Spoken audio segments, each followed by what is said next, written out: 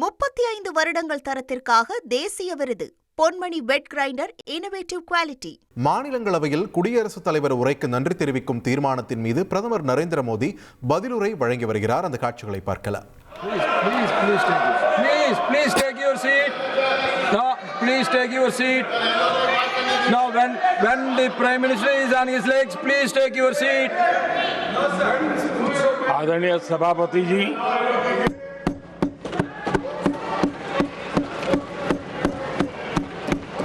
राष्ट्रपति जी के अभिभाषण पर आभार व्यक्त करने के लिए This is not correct. Please take your seat. This is not correct. Please take your seat. No.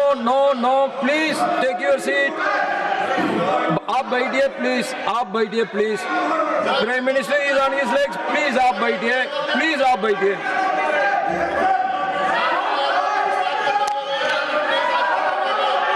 आदरणीय सभापति जी, इस धन्यवाद प्रस्ताव पर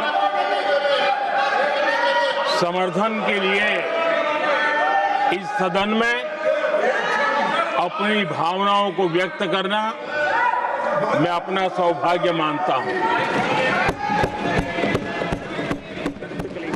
आदरणीय सभापति जी, विकसित भारत की यात्रा में बीते वर्ष देश के तेज प्रगति से विकास के वर्ष रहे हैं। Nothing will go on record except Prime Minister's जीवन speech. के हर क्षेत्र में, समाज के हर वर्ग को उनके जीवन में परिवर्तन का एक कालखंड रहा है। एक सही दिशा में तेज गति से देश आगे बढ़ रहा है। आदरणीय राष्ट्रपति जी ने बहुत ही बढ़िया तरीके से पूरी संवेदनशीलता के साथ उन्होंने This is not correct. इस विषय को Sit your seat. हम please. सबके सामने प्रस्तुत किया है। आदरणीय सभापति जी, मेरी एक प्रार्थना है, आदरणीय खड़गे जी की उम्र देखते हुए वो बैठ करके भी नारे बोल सकते हैं तो अच्छा होगा, ताकि उनको कष्ट न हो। கார்கே அவர்களுடைய வயதை கணக்கிடும் போது அவர் இங்கே அமர்ந்து முழக்கங்களை எழுப்புவது சரிதானா என்று நான் கேட்க விரும்புகிறேன். आप बैठते बैठते भी When you are speaking, they are listening. You are नारे बोलने की अनुमति दे दीजिए। கார்கே அவர்களுடைய வயது என்ன, அவருடைய அனுபவம் என்ன, அவர் இங்கே அமர்ந்து கொண்டு முழக்கங்களை எழுப்புவது அவருடைய அனுபவத்திற்கு முறையானதுதானா? आदरणीय सभापति जी, राष्ट्रपति जी ने इस देश के मध्यम वर्ग, इस देश के निम्न मध्यम वर्ग, इस देश के गरीब, इस देश के गांव, इस देश के किसान, महिलाएं, विज्ञान हो, प्रौद्योगिकी हो, कृषि हो, सभी विषयों को लेकर के बहुत ही विस्तार से भारत के प्रगति का एक स्वर संसद में गूंजा है। குடியரசுத் தலைவர் உரை என்பது பெண்கள், ஏழைகள், நடுத்தர வர்க்கத்தினர், விவசாயிகள், கிராமத்தினர் என அனைத்து அம்சங்களையும் கருத்தில் கொண்டு அவர்களின் வளர்ச்சிக்கு பாதை அமைக்கக்கூடியதாக குடியரசுத் தலைவருடைய உரை அமைந்திருந்தது.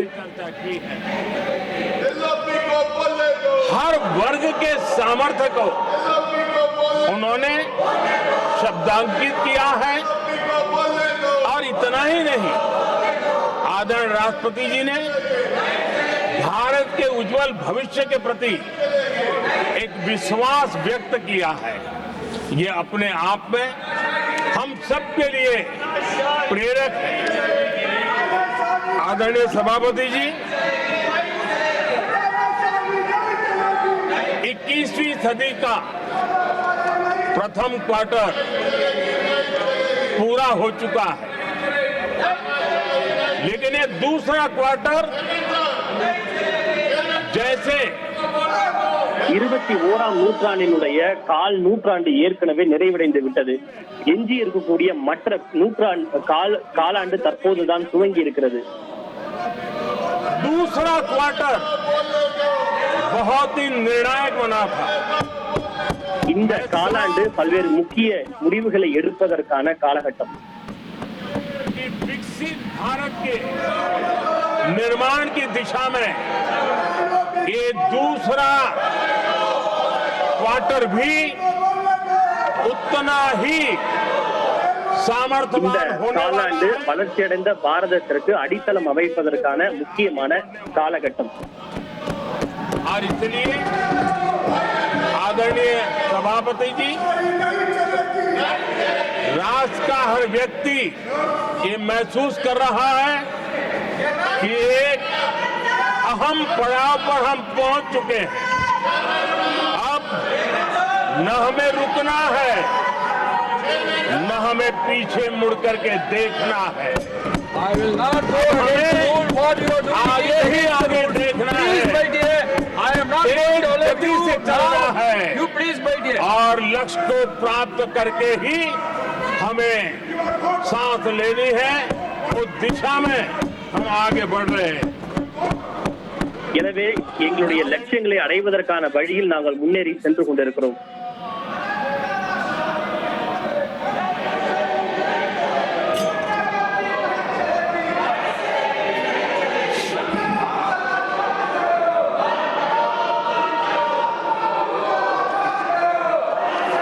आदरणीय सभापति जी, वर्तमान में अगर हम देखें तो भारत के भाग्य के अनेक सुयोग एक साथ हमें नसीब. சர்வாதிகாரம் நிலைக்காது என எதிர்க்கட்சிகள் தொடர்ந்து பிரதமரை பேச விடாமல் முழக்கம். उत्तम संयोग है ऐसा मैं मानता हूं. सबसे बड़ी बात है, विश्व के समृद्ध से समृद्ध देश भी बुजुर्ग होते जा रहे हैं.